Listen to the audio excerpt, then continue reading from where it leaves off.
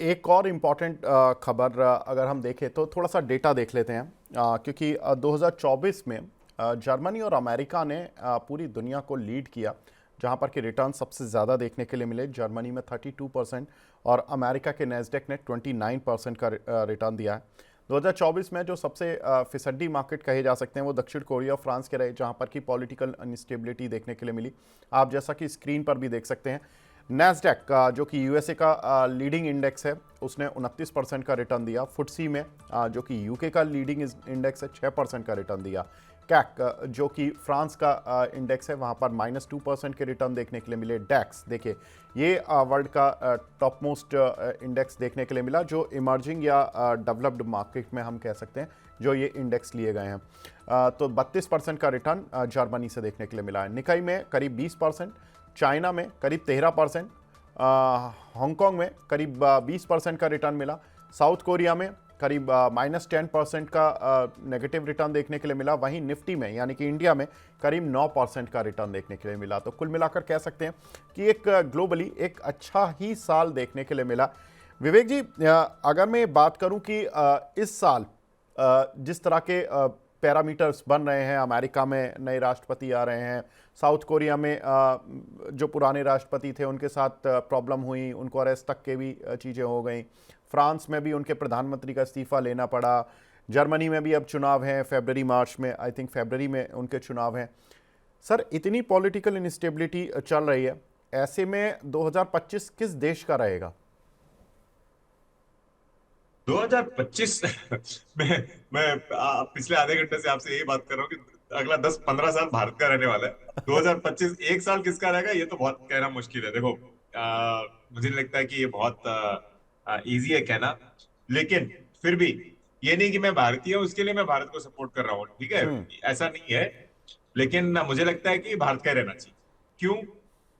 एक तो political stability है अभी भी,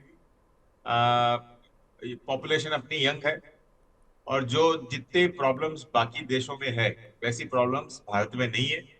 और अड़ोस पड़ोस में अभी देखो, अफगानिस्तान और पाकिस्तान ऑलरेडी युद्ध कर रहे हैं एक साइड में। तो अब पाकिस्तान वेस्ट के साइड, भारत की साइड देखेगा कि लेफ्ट साइड में बचाएगा अफगानिस्तान से।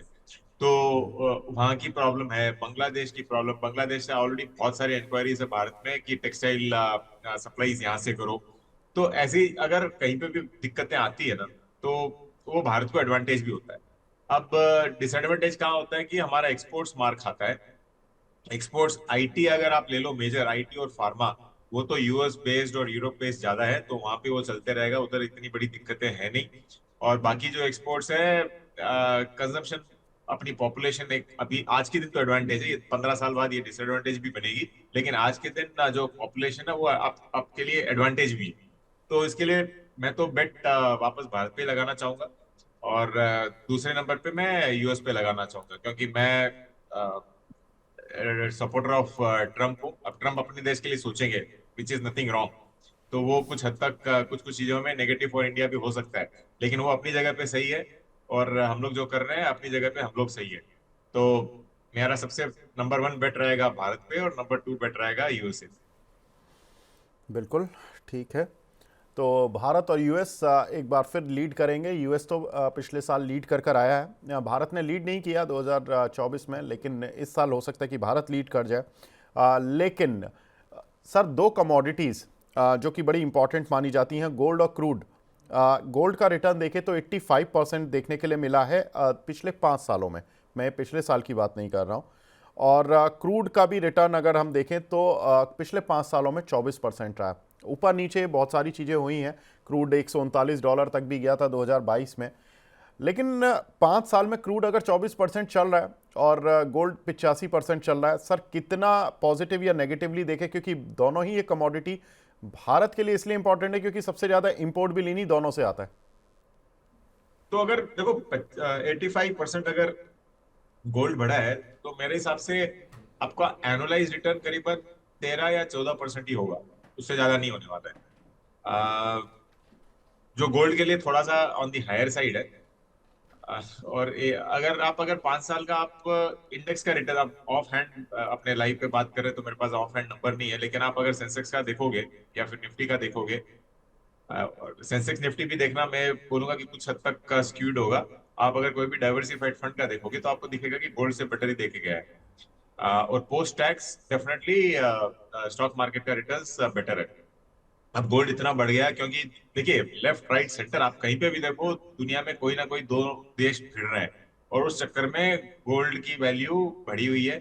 अब ट्रम्प आके बराबर जहां पे अटैक करना था वो कर रहे हैं कि डॉलर यूज करो, और कुछ यूज करोगे तो आपको दिक्कतें होगी, इसके लिए डॉलर बढ़ रहा है दुनिया में आज के दिन। तो अगर ये थोड़ा सा भी शिफ्ट होता है तो गोल्ड हो सकता है कि यहाँ से अब नहीं बढ़े इतना। अब ये देखिए, कहना बोलना आज बहुत डेंजरस हो सकता है, क्योंकि कुछ भी हो सकता है गोल्ड में, लेकिन फिर भी मुझे लगता है कि बहुत बढ़ चुका है। जहां तक क्रूड ऑयल का सवाल है, अगर रशिया यूक्रेन और इसराइल साइड में भी थोड़ा सा शांति हो जाए ना, तो क्रूड ऑयल वापस आपको नीचे आते हुए दिखेगा। इतना नहीं बढ़ा है क्रूड ऑयल, अगर 24% 5 साल में बढ़ा है तो आपका एवरेज रिटर्न 5-6% हो रहा है इधर, विच इज ठीक है। इतना तो इन्फ्लेशन होता ही है, तो इन्फ्लेशन रिटर्न्स आपको क्रूड ने दिए। बिल्कुल। तो ये तो कुछ 5 साल के रिटर्न रहे कमोडिटीज़ के और वर्ल्ड मार्केट के। लेकिन अब बात करेंगे इंडियन मार्केट की, जिसने कि पिछले 10 सालों का ट्रेंड एक बार देख लेते हैं। 2015 से के बाद इंडियन मार्केट ने नेगेटिव रिटर्न नहीं दिया है। तो ये एक अच्छी बात रही। और 2024 में 9% का रिटर्न मिला। जो लीडर्स ऑफ द पैक जहां पर कि सबसे ज़्यादा रिटर्न मिले 2017 में मिले इंडियन मार्केट में, जब 29% का रिटर्न मिला। 2021 में जब कोविड के बाद एक इंडियन मार्केट में रिकवरी देखने के लिए मिल रही थी, वो 24% का था। हालांकि 2020 में जब कोविड की वजह से मार्केट गिरा था, तो उस समय अगर रिकवरी देखेंगे तो निचले स्तरों से तो बहुत ज़बरदस्त थी। वो तो करीब 7500-7600 से निफ्टी रिकवर होकर 13,981 पर आया। तो एक अच्छा खासा रिटर्न इंडियन मार्केट में देखने के लिए मिला। और उसके बाद 2023 भी काफ़ी शानदार साल रहा इंडियन मार्केट्स के लिए। तो 2020 से जो हम कह सकते हैं कि इंडियन मार्केट में एक शानदार बुल रन ही देखने के लिए मिला है। लेकिन एक बार देख लेते हैं कि इंडियन मार्केट के जो 5 साल बुल रन के, जो कोविड के लो से जो रिकवरी आई और उसके बाद जो एक शानदार बुल रन इंडियन मार्केट में देखने के लिए मिला है, तो इसमें कितना मार्केट चला है पिछले 5 सालों में हम कह सकते हैं। तो 2020 से 2024 के रिटर्न देखें तो निफ्टी 95% चला है। निफ्टी नेक्स्ट 50 140% चला है। मिड कैप ने तो जबरदस्त रिटर्न दिए 234% के। स्मॉल कैप 100 करीब 222% का रिटर्न दे चुका है। तो ये बुल रन के ये 5 साल ये हम एक बार देख रहे हैं। तो I would request my PCR team to show the graphics. तो ये जो रिटर्न्स हैं इनको एक बार देख लेते हैं। उसके बाद अगर हम बैंक देखें तो करीब 177 केवल 58% का रिटर्न दिया है। आईटी इंडेक्स ने 177, ऑटो इंडेक्स ने भी 177% का रिटर्न दिया है। फार्मा इंडेक्स ने 191%, एफएमसीजी ने 89%, मेटल ने 209, रियल्टी ने 252, एनर्जी ने 121% और मीडिया इंडेक्स ने केवल 1% का रिटर्न दिया है। तो ये आज हमारी पीसीआर टीम भी I think new year mode पर है, थोड़ी फास्ट चल रही है। लेकिन यहाँ पर ये रिटर्न आप देख सकते हैं कि ये जो रिटर्न्स है निफ्टी 95% रिटर्न निफ्टी में मिला, और जो सबसे ज़्यादा रिटर्न मिला है वो मिड कैप स्मॉल कैप में देखने के लिए मिला। और सबसे ज़्यादा जो सेक्टोरल इंडेक्स है वो रियल्टी का रहा पिछले 5 सालों के इस बुल रन में, जो सुपर बुल रन हम कह सकते हैं, जिसमें कि इंडियन मार्केट लगभग डबल हो गया 5 सालों में। विवेक जी, अगर ये 5 साल देखें तो इसमें जो लीडर्स सेक्टर रहे वो आप जैसा देख भी रहे हैं कि रियल्टी रहा, मेटल रहा, मिड कैप स्मॉल कैप जो कि एक पॉकेट होती है, सेक्टर नहीं कहूँगा मैं उनको, वो रहा, और आईटी और ऑटो भी रहा। लेकिन जो लगार्ड रहे जिन्होंने निफ्टी से कम रिटर्न दिया उसमें सरप्राइजिंगली बैंक हैं, और एफएमसीजी भी है, और मीडिया इंडस्ट्री भी है। सर, अब इनमें से अगले अगर मैं 3 साल 5 साल लूँ तो कौन ऐसा सेक्टर होगा और कौन मिड कैप स्मॉल कैप या कौन सा ऐसा इंडेक्स होगा जो ज़्यादा रिटर्न देगा? देखो, 3 साल 5 साल में तो क्या है कि पूरा का पूरा साइकिल कंप्लीट होके सेक्टर वापस भी घूम जाता है। आप अगर मेटल जनरली लो तो 3-4 साल का साइकिल होता है, वो ऊपर जाके वापस नीचे भी घूम जाता है वापस। लेकिन अगर आप 2025 की मानो, क्योंकि हम लोग 1 जनवरी पे बैठे हैं, मुझे लगता है कि टॉप 5 जो बैंक्स है उसको आप वहां पे आपको निवेश करना चाहिए।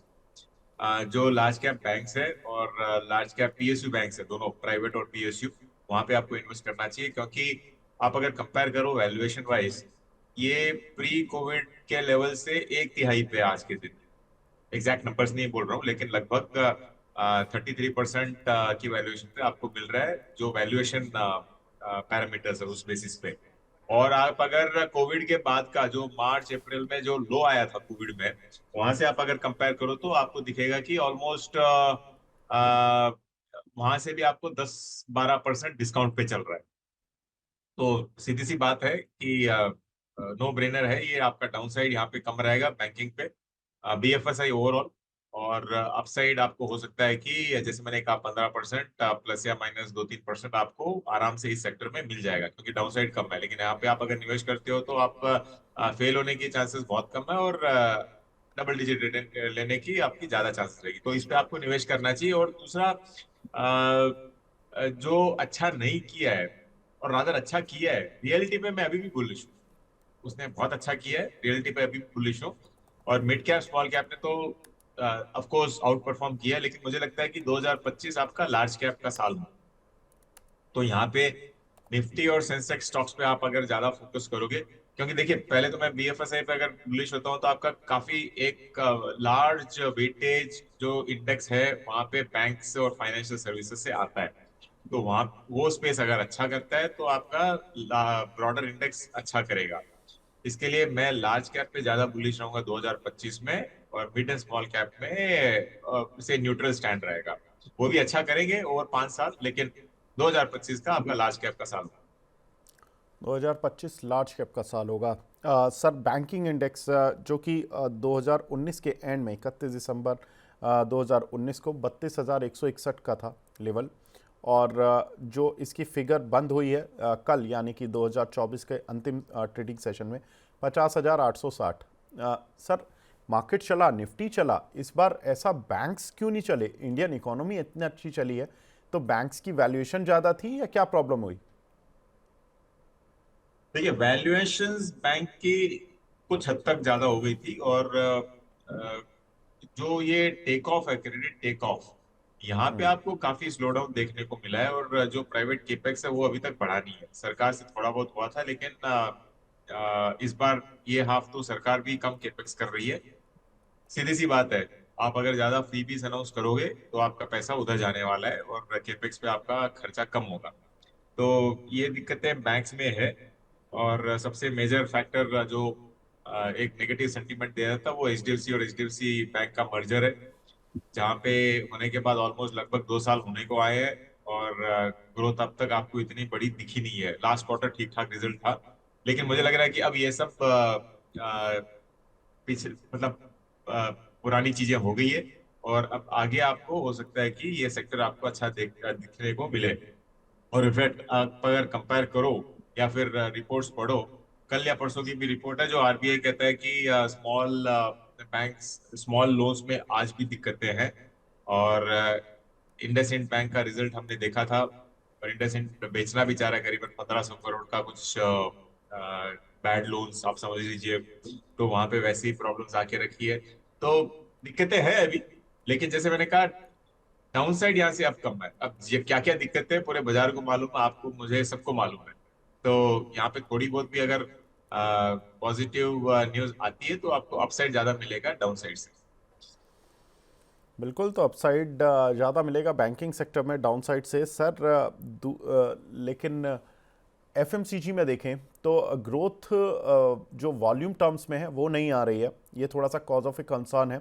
ये शिफ्ट हुई है क्योंकि इंडियन लोग तो ऐसा लग नहीं रहे कि खर्च नहीं कर रहे हैं, ये non branded to non branded side पर ज़्यादा गई है क्या?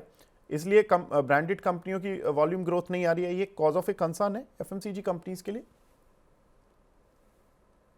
ये भी एक समझ लीजिए, देखिए कुछ समय तक इन्फ्लेशन आपका ज्यादा था, और जो इनपुट कॉस्ट थे एफएमसीजी में वो ज्यादा थे। तो उसके कारण कंपनी सफर कर रही थी, और जो रूरल ग्रोथ आनी थी वैसी नहीं आई। आप अगर एग्जैक्ट नंबर्स है नहीं मेरे पास, लेकिन आप अगर रूरल ग्रोथ देखो तो जितनी आनी थी वो नहीं आई है। अब आगे चल के, और वैल्यूएशन भी देखिए काफी बढ़ गए थे। आपको अगर एफएमसीजी कंपनी 100 की पी पे अगर मिलता है कोई भी स्टॉक, तो मतलब क्यों ले कोई। मैं तो दूर बैठा था, एकदम कोसों दूर बैठा था ऐसे स्टॉक से जहाँ पे इतना हाई वैल्यूएशन था। तो अब करेक्शन आता है, और थोड़े दिन में हम लोग मानसून की बातें करने लग जाएंगे, 1-2 महीने में। आई थिंक यहाँ पे रिकवरी थोड़ी बहुत संभावना है, लेकिन मुझे लगता है कि आपको अगर 7-8% ग्रोथ यहाँ पे मिले तो वही बड़ी बात होगी, उससे ज्यादा मैं एक्सपेक्ट भी नहीं कर रहा। बिल्कुल। तो ये कुछ एक सेक्टोरल राउंड अप हुआ, और विवेक जी हमारे साथ जुड़े। विवेक जी बहुत बहुत शुक्रिया हमसे जुड़ने के लिए नए साल पर, और इस तरह से ही हमारे साथ जुड़ते रहिए, अपना वक्त देते रहिए। धन्यवाद सर, हमसे जुड़ने के लिए आज। धन्यवाद।